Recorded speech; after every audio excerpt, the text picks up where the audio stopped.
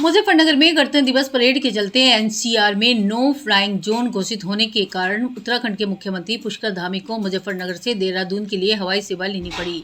धामी के हेलीकॉप्टर को दिल्ली में प्रवेश की अनुमति नहीं मिली थी, इस कारण उन्हें दिल्ली से यहां सड़क मार्ग से आना पड़ा। इस दौरान धामी ने कहा कि मुजफ्फरनगर से उत्तराखंड राज्य स्थापना की गहरी यादें जुड़ी हैं।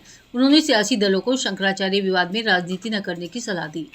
उत्तराखंड के मुख्यमंत्री पुष्कर सिंह धामी बुधवार को दिल्ली से सड़क मार्ग से मुजफ्फरनगर पहुंचे।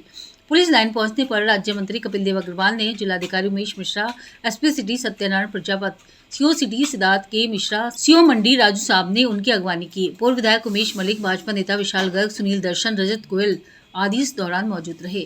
दरअसल सीएम धामी कुछ काम से दिल्ली गए हुए थे। दिल्ली में गणतंत्र दिवस परेड की तैयारियों के चलते एनसीआर क्षेत्र में नो फ्लाइंग जोन घोषित किया हुआ, जिस कारण सीएम को हेलीकॉप्टर की अनुमति नहीं मिल सकी।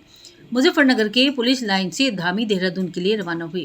इससे पूर्व मीडिया से बात करते हुए सीएम पुष्कर सिंह धामी ने कहा कि एक तो मुजफ्फरनगर हमारा पड़ोसी है और उत्तराखंड राज्य स्थापना से इसकी गहरी यादें जुड़ी हैं। रामपुर तिराहा कांड किसी से छिपा नहीं है। हर साल 2 अक्टूबर को रामपुर तिराहे पर आकर उत्तराखंड के शहीदों को श्रद्धांजलि अर्पित करते हैं। उन्होंने एक सवाल के जवाब में कहा कि चारधाम की यात्रा में आने वाले यात्रियों की सुरक्षा उनकी सरकार की पहली प्राथमिकता है, क्योंकि चारधाम यात्रा का स्वरूप लगातार बढ़ता जा रहा है। मुजफ्फरनगर से जाना हो रहा है क्योंकि रास्ते में है मुजफ्फरनगर और हमारे पड़ोस में है। और मुजफ्फरनगर एक बहुत ऐसा स्थान है जहां से उत्तराखंड राज्य स्थापना की बहुत बड़ी यादें जुड़ी हुई हैं, स्मृतियां जुड़ी हुई हैं। यहीं पर मुजफ्फरनगर का जो रामपुर तिराहा है, वहाँ पर रामपुर तिराहा कांड हुआ है। जब भी हम यहाँ से गुजरते हैं उस स्थान को भी नमन करते हैं, क्योंकि और प्रत्येक वर्ष 2 अक्टूबर को श्रद्धांजलि सभा होती है।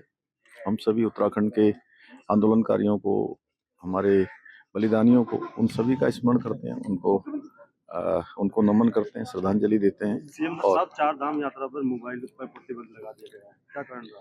देखिए, चार धाम यात्रा दिनों दिन बढ़ती जा रही है और लगातार उसका स्वरूप बहुत विस्तार लेता जा रहा है।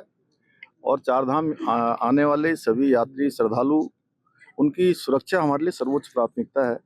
अच्छी यात्रा हो, किसी को कोई परेशानी न हो, किसी कठिनाई का सामना न करना पड़े, उनका सुरक्षित यात्रा हो, उसके लिए सभी प्रावधान किए जा रहे हैं। उसमें सबको सहयोग एक ऐसा स्थान है कि मैं समझता हूँ कि उस पर अपने स्तर से सरकार सब काम कर रही है। और मुझे लगता है विवाद जो है समाप्त होना चाहिए। इस पर किसी को कोई बहुत ज़्यादा राजनीति नहीं करनी चाहिए, क्योंकि ये राजनीति का विषय नहीं है।